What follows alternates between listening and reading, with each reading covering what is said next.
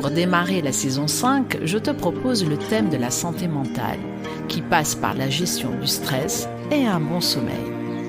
Et comme disait l'écrivain allemand du XVIIIe siècle Johann Richter, de la santé et du sommeil et de la richesse, on ne jouit pleinement qu'après les avoir perdus et retrouvés. Aujourd'hui donc, nous allons parler des troubles du sommeil, de ses mécanismes et le lien entre ces troubles et le stress, l'anxiété et la dépression.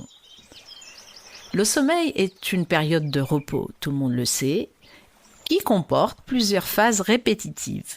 Il y a le sommeil à ondes lentes. Cette phase, d'une durée de 1 à 2 heures, assure la fonction restauratrice de l'organisme et le sommeil réparateur ainsi que la croissance et la jeunesse éternelle par la sécrétion d'hormones de croissance. La valériane de nos jours est traditionnellement indiquée par voie orale dans les états de nervosité et dans les troubles mineurs du sommeil des adultes et des enfants. La racine de valériane est inscrite à la pharmacopée européenne. La valériane, comparée au médicament le Valium, que beaucoup de gens connaissent, a des effets sédatifs beaucoup plus doux. La valériane peut être recommandée pour aider les personnes à arrêter de fumer en réduisant les envies de nicotine tout en procurant une sensation de détente. On trouve dans le commerce de la racine de valériane sous forme de teinture mère, d'extraits secs, d'extraits fluides, d'EPS ou extraits fluides de plantes standardisées et de tisane sous forme de décoction. Pour préparer une décoction, il faut 3 g de racines de valériane par tasse, qu'on prendra après le repas et avant le coucher. Bonjour et bienvenue dans cette séance de Yoga Nidra qui a l'intention d'être relaxante et rapide à la fois. Je vous invite à vous installer dans un endroit où vous pouvez être au calme et peut-être à prévenir votre entourage de ce temps pour vous.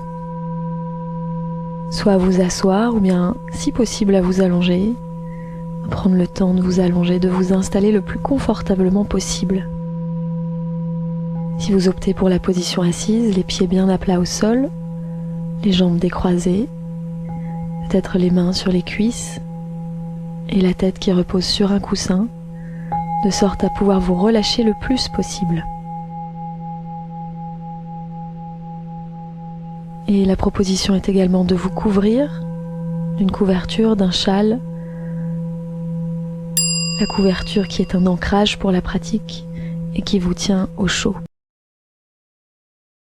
Tu peux nous en dire plus, enfin le titre et l'éditeur pour qu'on puisse le retrouver? Alors les deux sont parus chez Erol, puisque c'est Erol qui m'a contacté pour le premier, le manuel de mindfulness, et le second, c'était un petit peu plus, on va dire, une manière d'exprimer mon cheminement de pratiquante. Et il s'appelle Ne s'attendre à rien, être prêt à tout. Et là, c'est un petit peu plus. C'est beau. Voilà, c'est pour arrêter de toujours tout prévoir et de s'ouvrir en fait au trésor qui est déjà là. Voilà. La vie, c'est ce qui t'arrive pendant que tu fais d'autres plans. C'est pas exactement comme ça la phrase, mais je l'ai écrite il y a pas très longtemps parce que c'est très parlant. Je suis tombée sur cette citation. La vie, c'est ce qui se passe pendant qu'on est en train de faire d'autres plans. Et souvent, on met des œillères et on passe à côté de la vie parce qu'on l'a programmée d'une certaine manière.